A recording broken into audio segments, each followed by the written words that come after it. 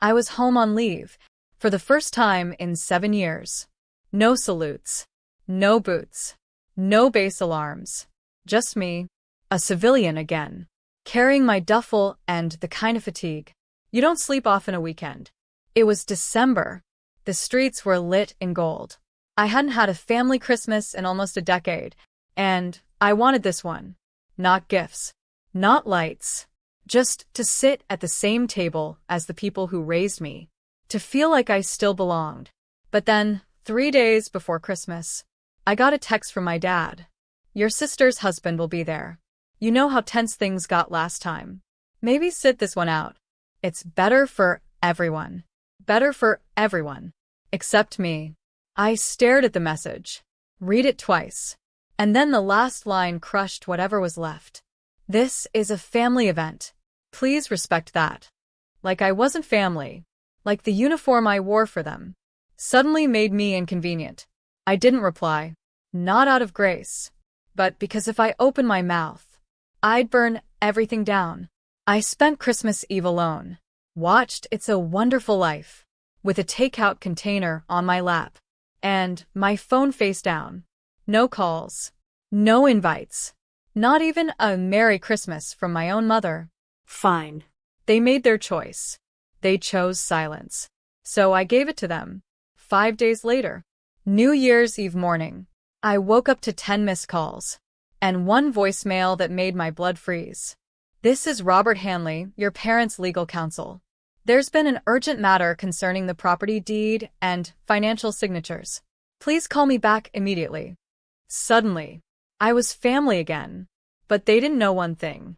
When they uninvited me from their table, they also severed the only tie holding their house together. My name, my signature, my generosity. They thought I was just the daughter who left. But what they forgot was, I'm also the one who paid off the damn house. My name is Riley Monroe.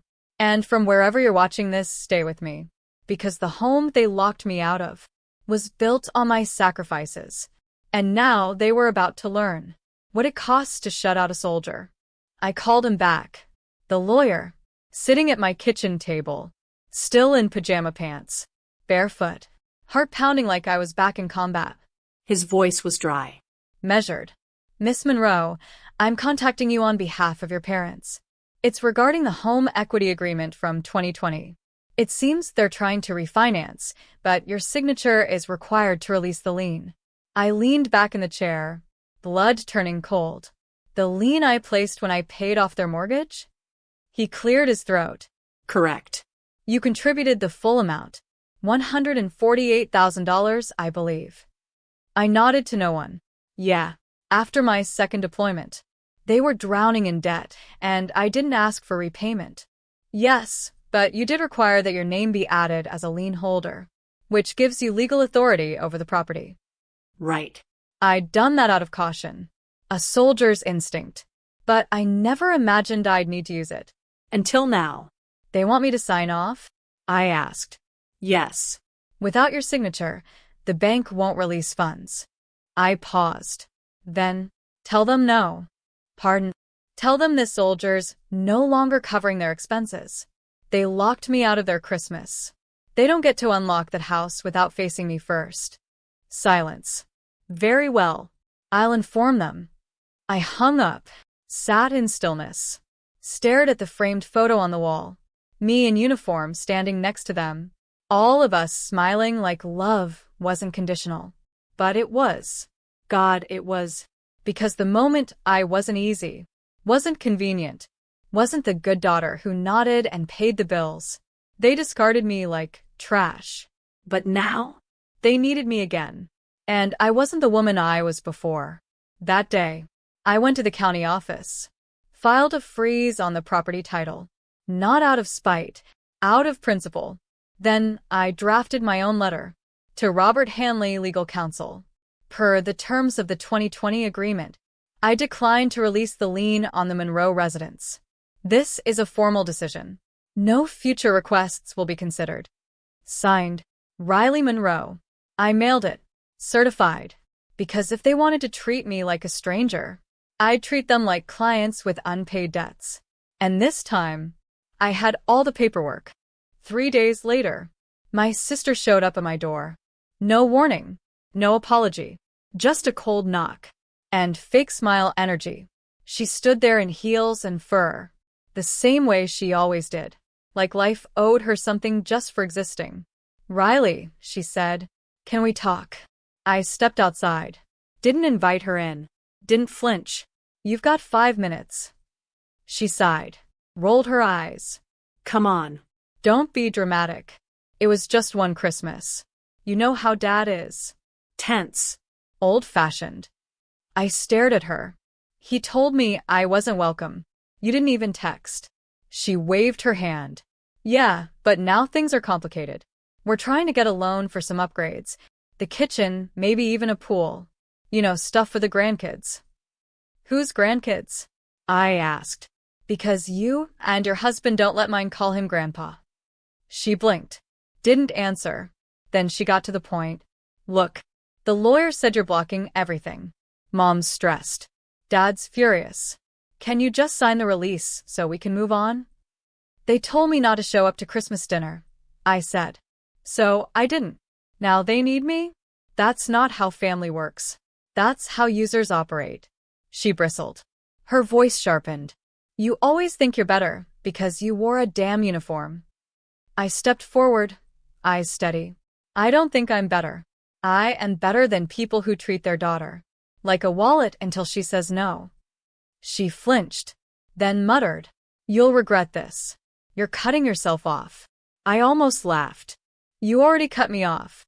I'm just honoring it legally." She stormed off, heels clacking like thunder down the stairs. I watched her go. Then I walked back inside, shut the door, and felt something I hadn't felt in years. Peace. Not revenge. Not anger. Just a quiet, solid knowing. I owed them nothing. Not after the silence. Not after the exile. Not after the years I paid their debts with deployment checks. And never once asked for a thank you. This wasn't war. It was boundary. And this soldier finally realized, not every home is worth marching back into. The next move came fast. A Facebook post from my mother. A soft-lit photo of the house. A caption dripping in performance. "Sometimes the people you love most become strangers with pens and paperwork. Please pray for us. We just wanted to fix up our home for the family." Dozens of comments. Sympathy. Praise. "Poor Mrs. Monroe. Families should stick together." Kids today have no heart. None of them knew. None of them had seen the text she sent me a week before Christmas. "Don't come. We've decided to keep it peaceful this year." Peaceful. They wanted peace without accountability.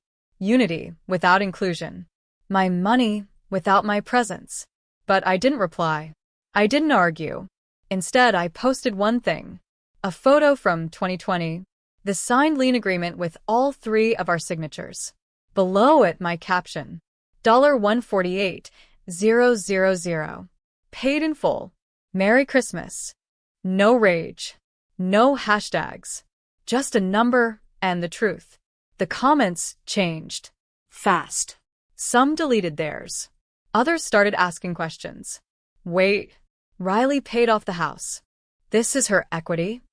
Why wasn't that part mentioned?" My mother didn't respond. She just quietly deleted the post 2 hours later. Then came a message from their lawyer. This time more careful. "Given the recent circulation of documents, your parents are hoping to come to an amicable resolution." I didn't write back. My lawyer did. "My client is not interested in renegotiating boundaries she established after emotional and financial abuse. No further contact is welcome." I was done playing diplomat. In a war they started.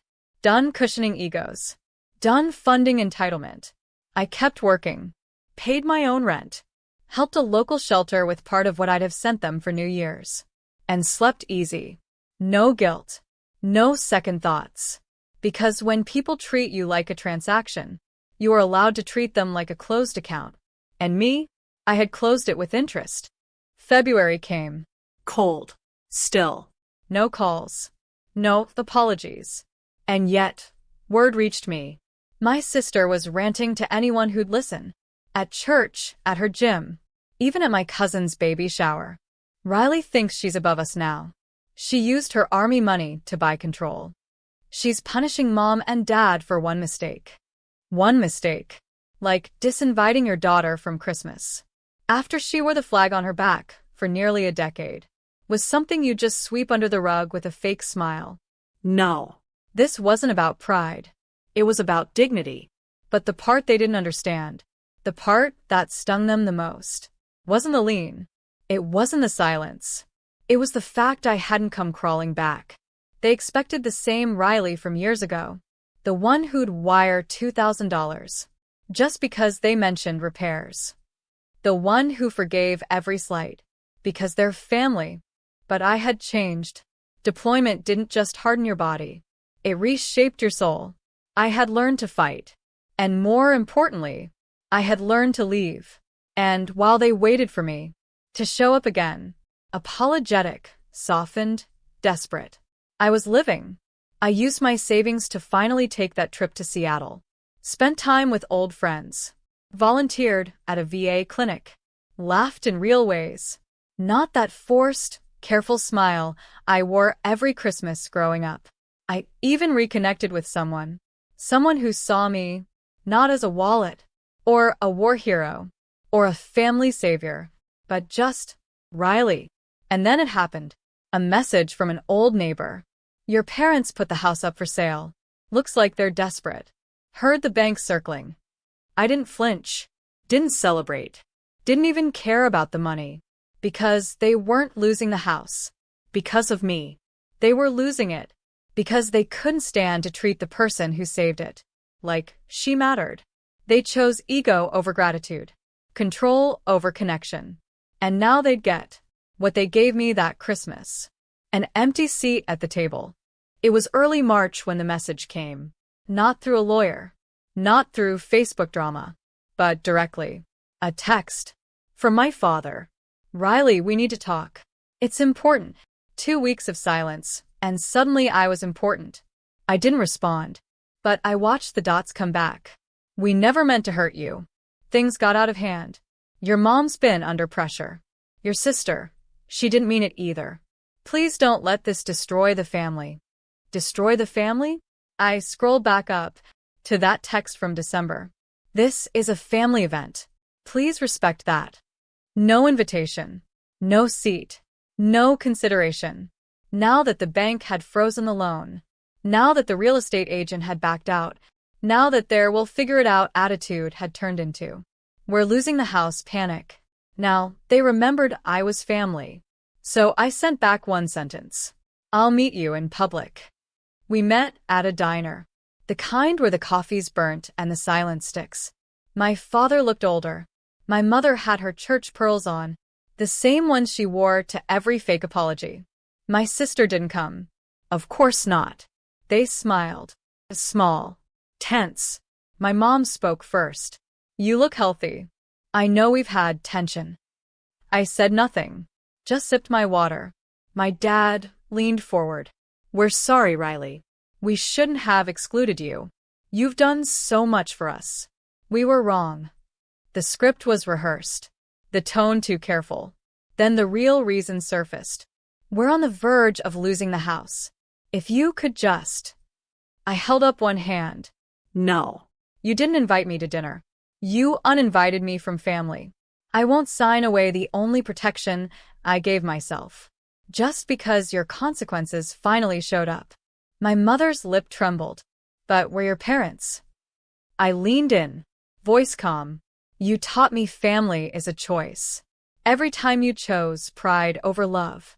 Every time you made silence louder than support. Every time you asked for money.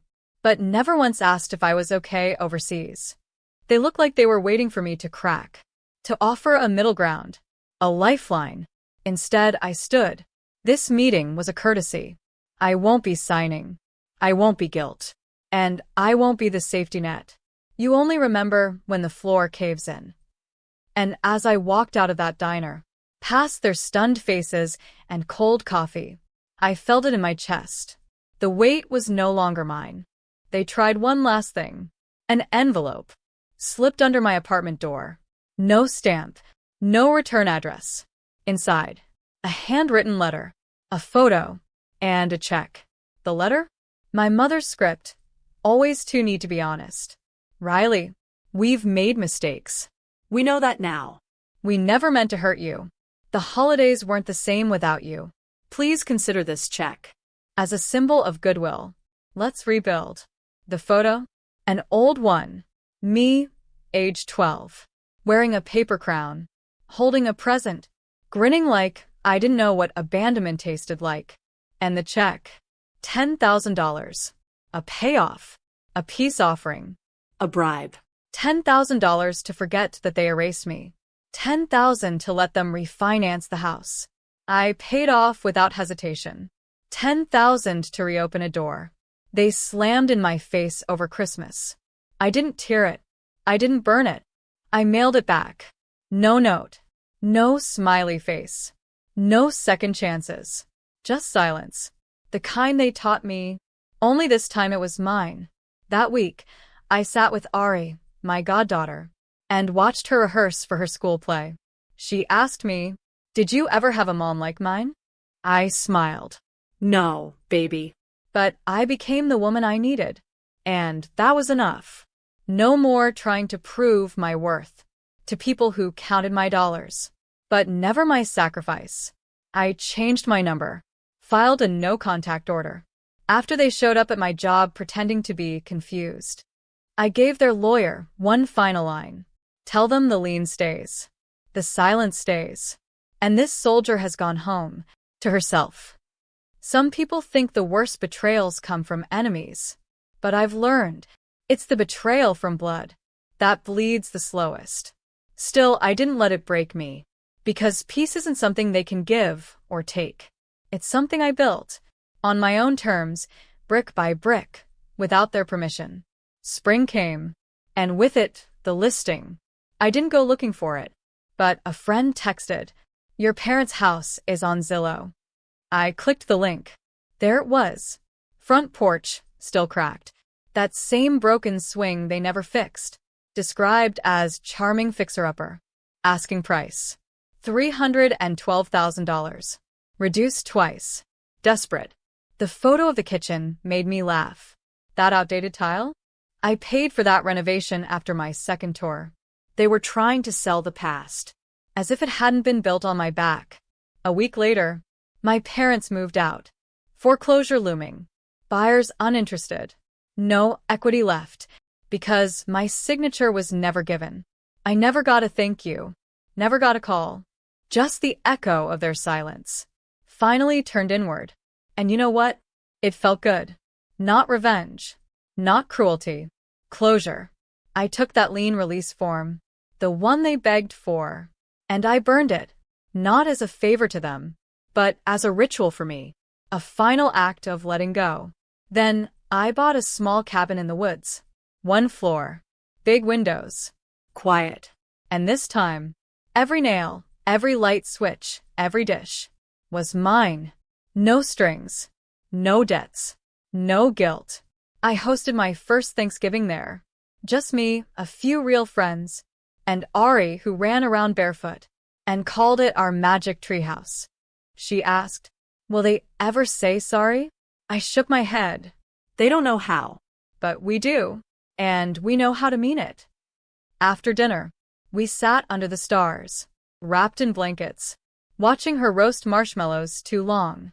She handed me the burnt one and said, "This one's for being the strongest girl I know." I took it, grinning, not because it was true, but because she believed it. And maybe, finally, so did I. I wasn't the estranged daughter, or the forgotten soldier, or the ATM in combat boots. I was free. I was whole. And I was done writing checks for people who never learned to say thank you. The house is still on the market, still empty, like the apologies that never came. And me? I've never been fuller.